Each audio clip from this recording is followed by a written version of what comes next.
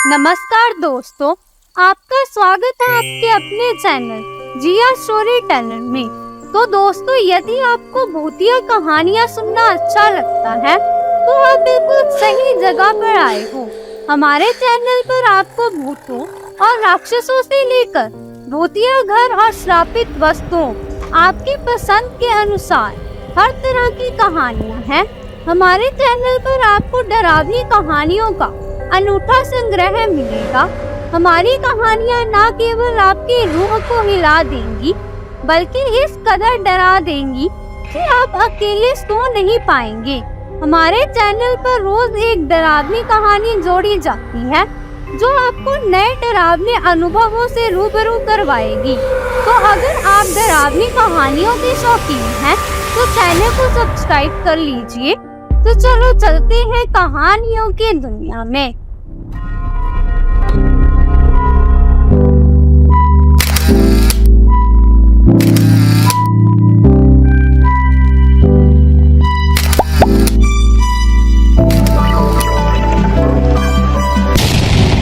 तो दोस्तों, बहुत पुरानी बात है। गोपाल नाम का एक लड़का था। वह बहुत ही गरीब था। उसके परिवार में कुल मिला के 5-6 लोग थे, लेकिन कमाने वाला कोई नहीं था। एक दिन गोपाल ने सोचा कि चलो मैं ही कुछ काम ढूंढता हूँ, शायद बाहर मुझे कुछ काम मिल जाएगा तो मेरे परिवार 2 वक्त का खाना तो खा लेगा। उसके बाद गोपाल काम की तलाश के लिए शहर चला गया। सुबह से शाम हो गई, लेकिन उसे अभी तक कोई काम नहीं मिला। मन उदास होकर घर जा ही रहा था कि एक आदमी उसके सामने आया और बोला कि तुम बहुत उदास दिख रहे हो। गोपाल ने बोला, मैं सुबह से काम ढूंढ रहा हूँ, लेकिन मुझे कोई काम नहीं दे रहा, इसीलिए उदास होकर घर जा रहा हूँ। उस आदमी ने कहा कि मेरी एक कपड़े की दुकान है, वहाँ पर मैं तुम्हें काम दे सकता हूँ। बोलो, मेरे पास काम करोगे? तो गोपाल ने झट से बोला, हाँ मालिक, मैं काम करने के लिए तैयार हूँ। तो उस आदमी ने बोला, ठीक है, कल से तुम काम पर आ जाना। इतना बोलकर वो चला गया। गोपाल बहुत खुश हो गया और अपने घर चला गया।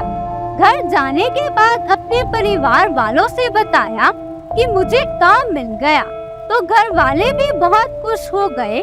गोपाल ने दूसरे दिन से काम पर जाना शुरू कर दिया। उसके घर से दुकान लगभग 10 किलोमीटर की दूरी पर थी। उसके पास कोई साधन नहीं था, इसीलिए वह घर से सुबह निकलता था तो वापस घर आते आते उसे रात हो जाती थी। रोज का उसका ऐसा ही चलता था। एक दिन गोपाल जब दुकान से घर जा रहा था तो उसने देखा कि रास्ते में एक बहुत सुंदर लड़की खड़ी थी।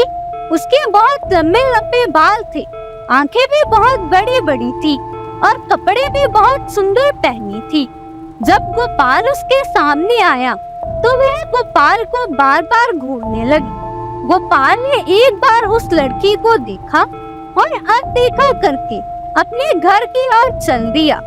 दूसरे दिन जब गोपाल काम खत्म करके घर वापस जा रहा था तो फिर वही लड़की उसे उसी जगह दिखाई दी और वह फिर उसे घूरने लगी। फिर भी गोपाल ने उसकी तरफ पलट के नहीं देखा और अपने घर की ओर निकल पड़ा। वो उसके पास 1 मिनट भी नहीं रुका, क्योंकि गोपाल को उस लड़की से बहुत डर लगता था और गोपाल डर के मारे थर-थर कांपता था। वह लड़की कई दिनों तक उसे उसी जगह दिखाई देती थी। एक दिन वह लड़की दिखाई नहीं दी। गोपाल ने इधर उधर देखा, लेकिन कहीं नहीं दिखी। वह सोच में पड़ गया और मन ही मन में बोला कि ऐसा क्या हुआ कि वह लड़की आज नहीं आई। फिर वह अपने घर की ओर निकल गया। 1 महीने बाद उसके घर पर एक चिट्ठी आई। गोपाल ने चिट्ठी को खोला और देखा तो उसमें एक लड़की का नाम लिखा हुआ था और वो नाम था रानी। उसमें से एक फोटो निकली थी जो कि उस रास्ते वाली लड़की से हूबहू मिलती थी। गोपाल डर गया कि उसको मेरे घर का पता कैसे मिला। उस चिट्ठी में लिखा हुआ था कि कल जब तुम दुकान से निकलोगे तो जहाँ पर मैं खड़ी रहती हूँ वहाँ पर मेरा इंतजार करना। गोपाल उसके दूसरे दिन अपना काम खत्म करके दुकान से निकलकर उसी जगह पर पहुँच गया जहाँ वह लड़की खड़ी रहती थी। वहाँ पर पहुँच के देखा तो वह लड़की वहाँ पर थी ही नहीं। वह बहुत देर तक उसका इंतजार किया। जब वो लड़की नहीं दिखी तो वह अपने घर की तरफ चल दिया। गोपाल अपने घर जा ही रहा था कि उसे याद आया कि जो उसकी चिट्ठी आई थी उसमें उसका पता तो होगा ही, और अपने पॉकेट से वो चिट्ठी निकाली और उस पते के अनुसार उस लड़की के घर चला गया। गोपाल ने दरवाजा खटखटाया तो एक आदमी आया और बोला कि क्या काम है। तो गोपाल ने कहा कि मुझे रानी से मिलना है। उस आदमी ने बोला कि बोलो क्या काम है, मैं उसका पापा हूँ और बेटा उसे गुजरे हुए 2 महीने हो गए हैं।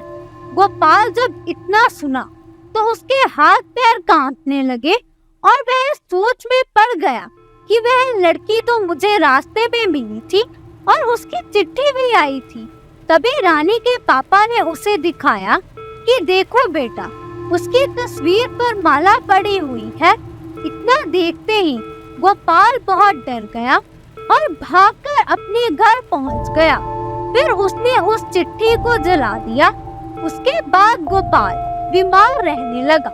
घर वालों ने बहुत इलाज कराया, फिर भी कोई फायदा नहीं हुआ। उसका काम भी छूट गया। गोपाल को अक्सर मरी हुई रानी का चेहरा सोते हुए नजर आता था। ये सब बातें जब गोपाल ने अपने घर वालों को बताई तब घर वालों ने तांत्रिक बाबा को बुला के गोपाल का इलाज करवाया। उसके बाद गोपाल ठीक हो गया। तो दोस्तों, मैं आशा करती हूँ कि आपको यह वीडियो पसंद आएगी। वीडियो अच्छी लगे तो लाइक करना, चैनल को सब्सक्राइब करना और अपने दोस्तों और रिश्तेदारों के साथ शेयर करना। तो मिलते हैं अगली वीडियो में।